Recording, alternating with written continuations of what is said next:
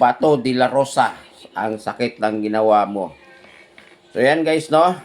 Nung mga nakarang araw, magulo ang Senado. Nagkagulo ang Senado dahil kay Bato. Kasi nga, yung bigla na lang siyang sumulpot doon. And then, alam niyo naman natin na hinahanap talaga yan si Bato ng mga alagad ng batas. Kasi nga, mayroon siyang warrant of arrest galing sa ICC. Pero yun, no? Alam nyo ba na napakasakit ng ginawa ni Bato? Lalong-lalo na doon sa mga taong galit sa kanya. Ano na lang kayang masasabi nila? No? At lalong-lalo na din yung mga politiko. May mga politiko kasi na mga ex-senador, mga ex-congressman, yung mga active na mga congressman, mga active na mga senador na galit sa kanya at gusto siyang makulong. Ang sakit nun ng ginawa niya. Kasi isipin nyo guys, no? Kaya ko masabing masakit. Lalo-lalo na yung mga kababayan natin na, yun, mga galit din sa kanya. So, sila yung talagang nasaktan at sinasagasaan. Alam nyo, dati, nung nagkaroon ng warrant of arrest si Bato, tuwang-tuwa sila. Tuwang-tuwa sila. Ngayong nabakuti si Bato, nasa Senado, tuwang-tuwa din sila. Pero ngayon, anong nangyari sa kanila ngayon? Galit na galit sila. Sino ba namang hindi magagalit? Kahit sa inyo yan. Natulog ka lang. Pagod ka sa trabaho, umuwi ka sa bahay, natulog ka lang, no? Pagising mo kinabukasan, si Senador Bato de la Rosa ay wala na sa Senado. Ikaw ay matuwa ka niyan. Siyempre, hindi ka matutuwa. Talagang nanggagalaiti sila sa galit ngayon.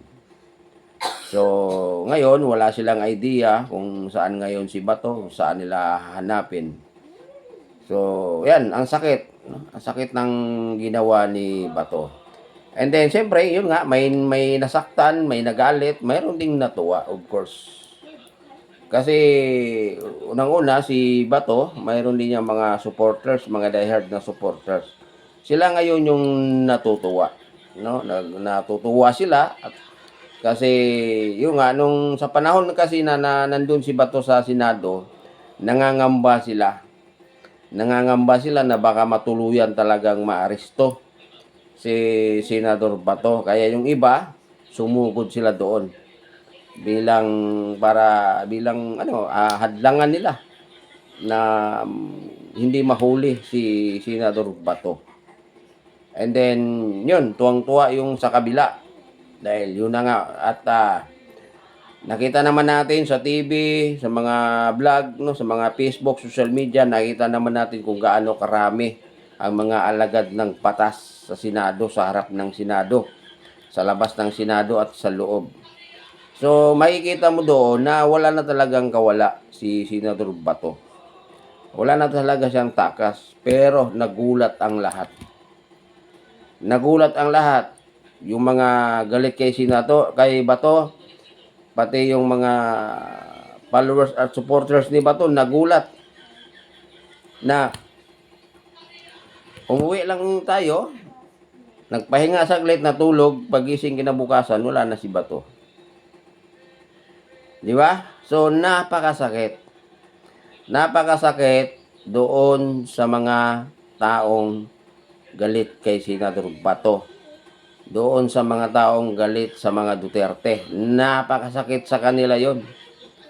No, nanggagalaiti sila ngayon.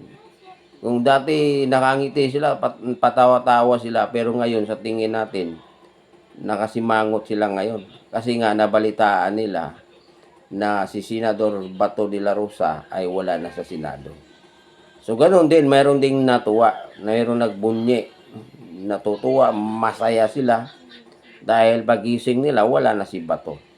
Kasi nanangamba nga sila, natakot sila na yung nga na maaring mahuli si Bato. At ang pinakamasakit doon guys, no, yung nagpalit ng Senate President.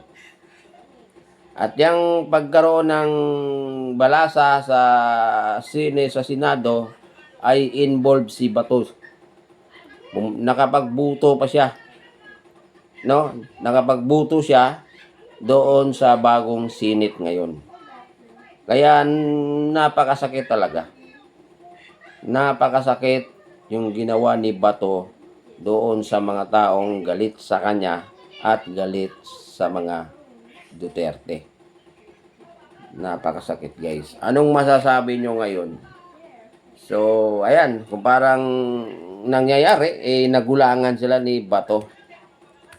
Sa tingin ko siguro, guys, sa opinion ko lang to, no? Hindi ako, opinion lang kasi naniniwala din ako na may mga bagay na ganito.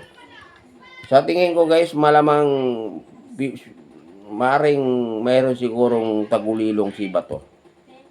Alam nyo ba yung tagulilong, yung mawawala ka na lang, di ka makikita? Yung mga ganon. Maaring ganon, no? Kasi isipin mo.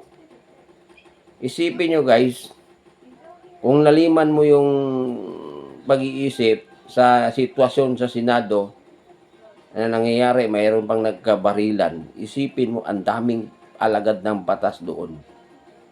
Hindi lang sa labas, pati sa loob, mayroon. Pero isipin mo, bigla na lang nawala si Bato na parang bula.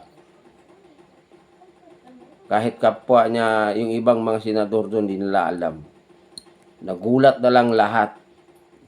Yung galit man kay Bato at yung mga nagmamahal kay Bato, nagulat na nabalita na lang na si Senador Bato ay wala na sa Senado. Paano nangyari yun? Yun ang isa sa mga katanungan doon sa mga galit kay Bato. So, wala tayong magagawa. Tanggapin na lang natin na talagang naisahan tayo o naisahan kayo na wala na si Bato. So, hanggang ngayon, walang idea kung nasaan siya ngayon. Pero, yun ang nangyayari, guys. Kaya, General Senador Bato de la Rosa, ang sakit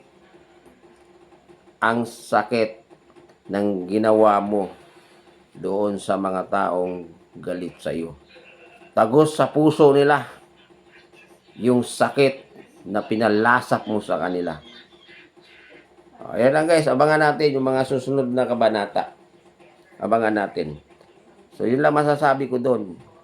Nagkagulo sa Senado, then umuwi tayong lahat, pati yung mga politiko, nakatulog na lang sila sa kaantay kung kailan mahuli si Bato, nakaidlip.